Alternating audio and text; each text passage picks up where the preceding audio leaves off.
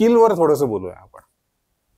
आणि मगाशी आपण हा एक टच पण केला होता एक विषय की फंडामेंटल तुमचे तुम्ही नीट करा.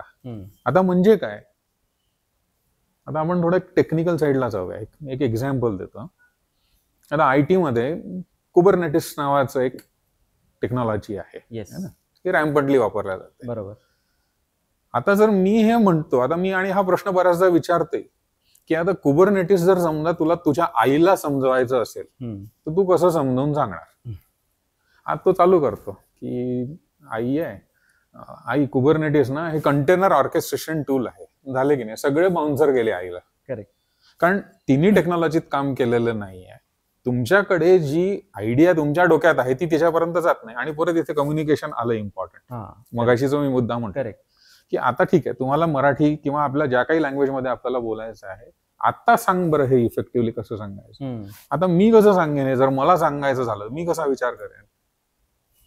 असं समजूया की एक इमारत आहे, त्या बिल्डिंग मध्ये 5 किंवा 6 रूम्स आहेत. प्रत्येक रूम मध्ये एक डिपार्टमेंट काहीतरी काम करतं. ते जे काही डिपार्टमेंट तिथे काम करतं आहे ते असं आहे की त्यांच्या रिलेटेड, त्या डिपार्टमेंट रिलेटेड जेवढी काही कामं असतील ती त्या खोलीत त्यांना आरामात करता येतात. बरोबर. ठीक आहे. आता याच गोष्टीला आता कुबरनेटिसशी रिलेटेड करूया. कंटेनर म्हणजे काय, अॅनालॉजी मध्ये समजा आता हे जे काही ज्या गोष्टी आहेत, समजा 5 रूम आहेत, हे कुबरनेटिसच्या भाषेत झाले पॉड. अच्छा. ज्या काही गोष्टी आपण तिथे करतो आहेत त्या रूम मध्ये, त्या डिपार्टमेंटमध्ये, त्या काय झाल्या, सर्व्हिसेस. बरोबर. तुम्हाला त्या रूमच्या बाहेर जायला लागत नाही. म्हणजे काय झालं की त्याच रूम मध्ये ऍडेक्वेट त्या सर्व्हिसेसला लागणाऱ्या गोष्टी आहेत.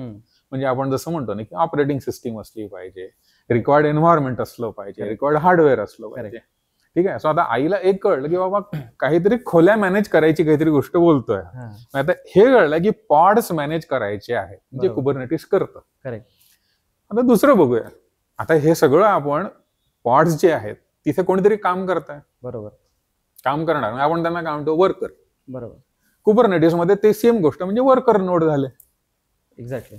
आता ह्या सगळ्या वर्करला कोणीतरी कोऑर्डिनेट करणारा पाहिजे. आता कोऑर्डिनेट करणारा त्याला आपण काय म्हणतो, सुपरवायझर किंवा लीडर. करेक्ट. तिकडे काय असतो, लीडर नोड. आता हे जर मी आईला असं सांगू शकलो, मी का नाही तिला कुबरनेटिस काय आहे का नाही समजून सांगू शकणार.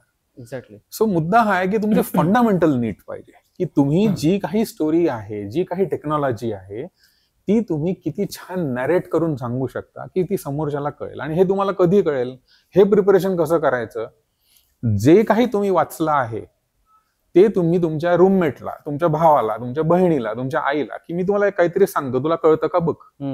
जर तिकडनं उत्तर हो आलं, तुम्हाला ते कळतं, याचा अर्थ की तुमची त्या विषयाची तयारी झालेली आहे. करेक्ट.